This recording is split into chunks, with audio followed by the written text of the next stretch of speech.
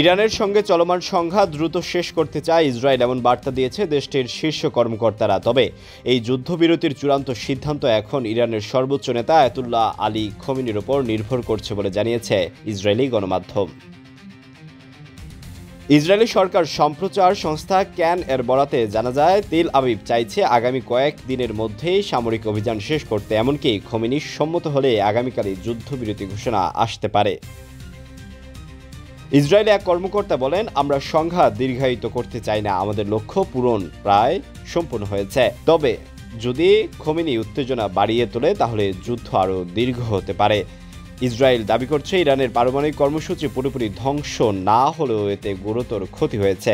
তাদের ভাষায় operation rising lion এর মাধ্যমে ইরানের সামরিক ও পরমাণু সক্ষমতা অনেকটা পিছিয়ে ঠেলে দেওয়া হয়েছে। ইসরায়েলি কর্মকর্তারা আরও সতর্ক করে বলেন, যদি খোমেনি মার্কিন বাহিনী বা যুক্তরাষ্ট্রের স্বার্থে হামলার নির্দেশ দেন তাহলে যুক্তরাষ্ট্রের তরফ থেকে পাল্টা প্রতিক্রিয়া মারাত্মক রূপ নিতে পারে।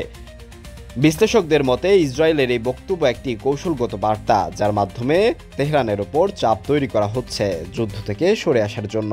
এখন দেখার বিষয় ইরান কি পদক্ষেপ নেয়, যুদ্ধবিরতির পথে এগোবে নাকি প্রতিশোধ চালিয়ে যাবে।